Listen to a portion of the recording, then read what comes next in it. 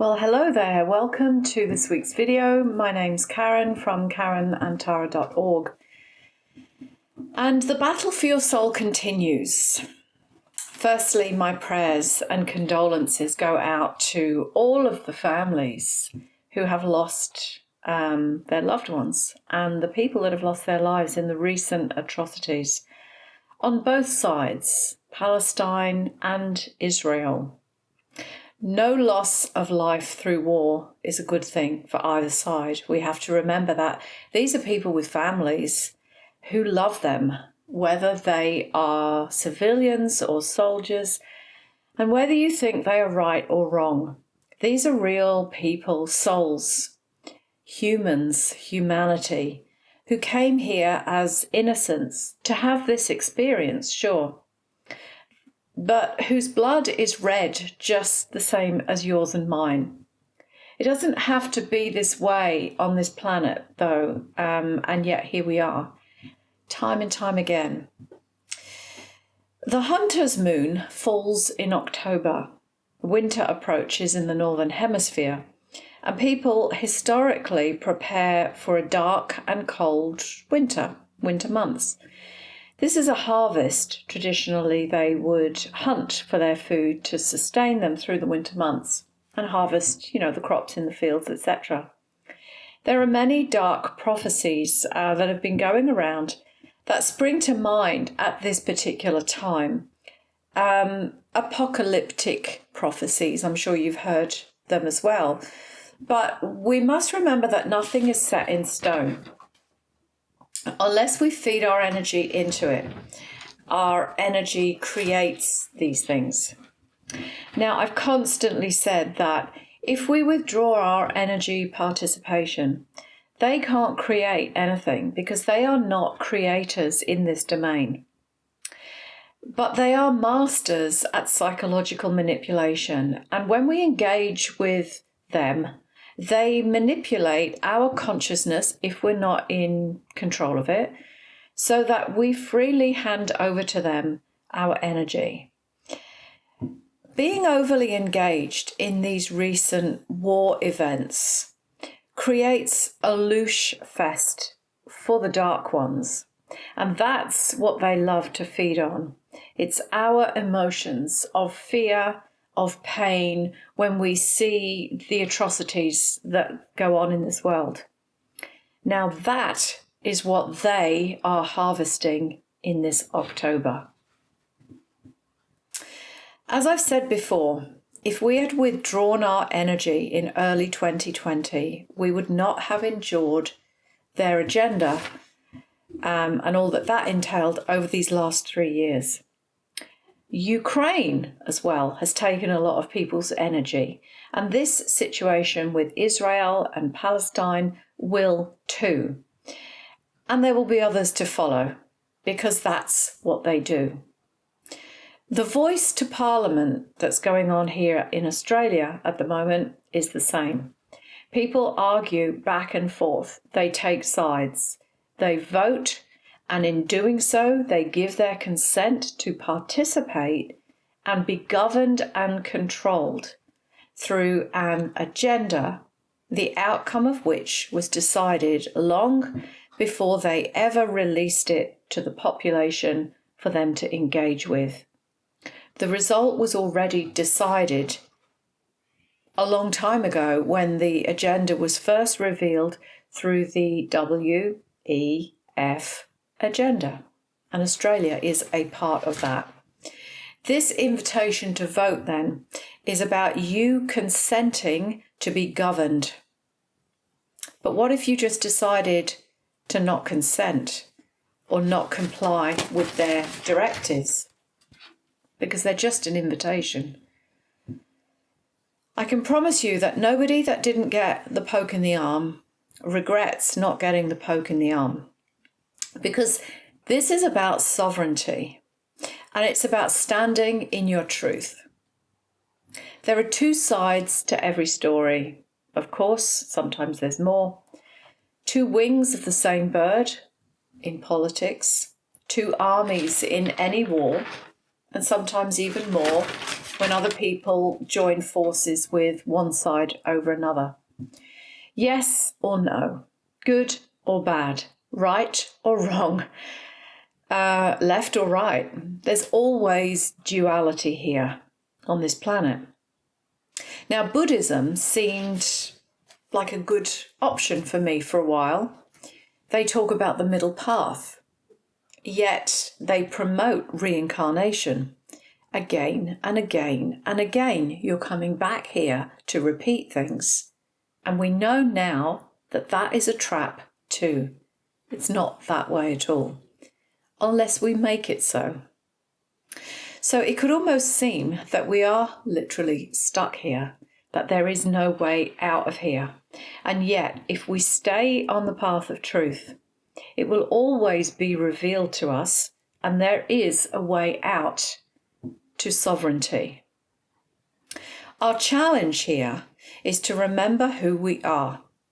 I've talked about this in other videos. The challenge is to remember who we are and to stay on the path. Now, there's a great movie called The Book of Eli. If you haven't seen that movie, or if you haven't watched it recently, check it out again, because I find it really quite inspirational, actually. It's a bit dark in places. There were many temptations upon his path too, but he stayed true to the end. And that's what we must do as well. Don't get distracted, because these are just distractions. Now, I know it sounds terrible to say, that it's just a distraction when people's lives are at stake.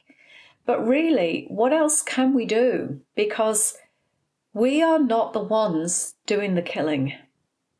And in fact, those that gave the orders don't do the killing either. The ones that make the shots, the ones that made the shots didn't administer them. The ones that made the command to shoot didn't pull the trigger. People did that. People who have forgotten who they are, who have lost their humanity to some degree. It's not human or Christic in any way to want to kill another person. And I've always wondered about the doctors and nurses who administer medications that they know will quite likely kill the patient. I don't know how they do that knowingly, and how do they live with themselves when they see the result of that action. I can only presume that they must have such a belief in their pharmaceutical protocol that it has overridden their heart's knowing. Who makes them do that? Where does that come from? I had a client many years ago who needed a job, but the only vacancy in the town where she lived was to work in the chicken factory. It would be her job to sex the chickens that were just a few days old. The males would be put in one pile, they would be chopped up and minced, and the females would be injected with a growth hormone to speed up their life cycle so that they could be fattened up quickly and slaughtered quicker to make money from them. Now, she was not a vegan, but she said she couldn't be responsible for condemning those male chicks to death. She said she would find it very hard to sleep at night knowing what she had just done. And that's the thing here. We have to be responsible for our choices and for our actions. And every choice has a consequence. Even when we choose to ignore something and to not look at it, that is a choice. And that's partly why I felt that I had to at least touch on the situation in Israel and Palestine. It is a tragedy. I can't take sides, though, and that is a conscious decision. It's a choice I'm making and standing by. Like many of the choices that I make to not get involved, and I stand by them.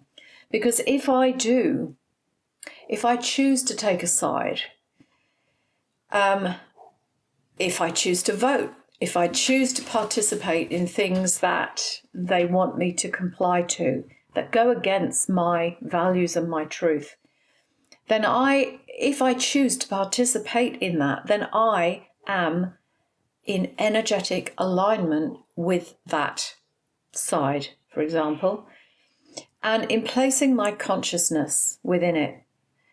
When I align to something, when I side with something, I am placing my consciousness and my energy in it. And I can't do that. That's not what I'm here to do. And I know that people will say that if it was happening to me, if I lived in that place where that was happening, I would feel differently. If I was caught up in the middle of a war, of course, it would feel different if I was actually there. But it would be my experience then, for whatever reason. Good things happen to bad people. It shouldn't, but it does.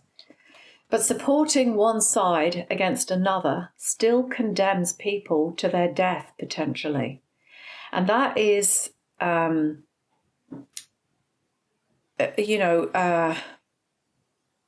that's the wave of trauma that we are feeling currently around the planet. We are all affected by such tragedies, travesties, and the people that live there are affected by it. And we feel that because they are our people too. They are humanity. It's cruel to say that it's just a game. Yet to the people that give the orders to go in, to engage and do that, to engage in the acts of terrorism, and they give the orders at a governmental level and above, to them it is just a game. There is no humanity there. It is a reptilian agenda. It's not human. So if there are any sides to be taken, it should be us versus them, the people versus them. If we as a people chose not to participate in their war games for power and control, then there would be no wars, no pandemics, no treaties designed to take people's sovereignty and freedom away. The people who pull the trigger, who implement the agendas, who poke the arms, are affected, I believe, this is my opinion, by a mind virus that takes away their humanity and compassion. It's called Wetiko, and that's what is contagious when we choose to step away from the path of truth and light. It's a disconnection from spirit, actually. So when the darkness that is within us rears its ugly head, we become susceptible to catching this Wetiko mind virus in the same way that crowds kind of all get swept along with each other when they suddenly lose control and start fighting and smashing up the place. Such thinking is contagious. They don't know why they suddenly acted in that way. It's something came over them. And yes, this is the Wetiko mind virus. And it's very contagious in many aspects of our life. Look how quickly everyone on Facebook jumps onto the virtue signaling of their beliefs by putting, that circle around their face on their profile picture, declaring their allegiance and their solidarity with whatever it is that they're aligning to. Everyone jumps on the bandwagon so that they can be seen to belong to a group, to be seen as a good person for virtue signaling this particular thing. But what about the people that are being killed and injured on the other side of what you've just pledged your allegiance to? You don't look very good to them. And it's not their fault. Just because they were born there, does that make them automatically a part of it? Well, soul choice, some people will say. But is it really? Because what we're dealing with here is a dark agenda that is sweeping all over this plane of existence. Everywhere we look now, it seems that someone wants to attack us for our beliefs. There are a number of very serious negative agendas playing out now. But notice how everybody that gets involved in that ends up arguing and fighting rather aggressively about it now. Where are the peaceful agendas? Where are those that stand up for peace and that stay peaceful? The freedom rallies that happened around the world over the last few years, they were peaceful until the other dark agenda sent people in to disrupt it, because that's what they did. Where are the peaceful agendas that stay peaceful? Well, they aren't there, because it's always duality here. And if we, the people, are peaceful, the other side, the dark agenda, will do something to disrupt it, to keep the duality here, because that's what they exist upon.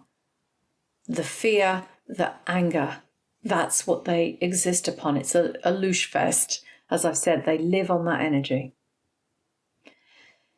There is always duality here. And that's what this place is, an experience of perpetual duality.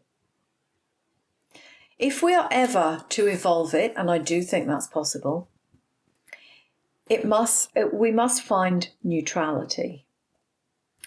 Not from a place of not giving a care, but from a place that we consciously choose not to participate. Because if we do, we feed the duality yet again. So we talk about the 0-point field, the quantum field, infinite potential, infinite reality. All of these things we talk about as healers, as light workers, as starseeds. We talk about that. We like to think that we create our future, our reality, our potential from that level. But in that level, in the quantum field, in 0 point, there is no space for duality. So where are you then when you take sides and when you support one group of people over another? Pro this or anti that? It's taking sides in an agenda created by the dark forces for you to participate in. So when you take sides in their agendas, you lose your connection to that infinite potential, that quantum field. Then you're lost and you fall back into the duality of the matrix. And so maybe you're not as evolved as you think you are after all then. And there you have it. I'll always say it as it is. But the point is, so many spiritual folk like to think that they're in neutrality, that they are evolved into quantum field, into 5D even. They claim that continuously. And yet the moment that something like this comes up, they argue for their side that they take in the duality game. They will be voting yes or no. They will be taking Israel's side over Palestine or vice versa. There will always be a right and wrong for them. But that's duality, and that's this matrix, and that's not 5D. So think about it, where you really are, and the level of consciousness that you're really holding. Maybe not what you think it is when you drop down into duality and you take sides. So you can always rely on me to call a spade a spade. Sometimes I upset people, but there it is. It's my opinion, my experience. So I hope that this video has been thought-provoking for you. Let me know what you think in the comments below. Please share this with someone that you love. Like it, subscribe, and have a great week. I'll see you next time. Bye-bye.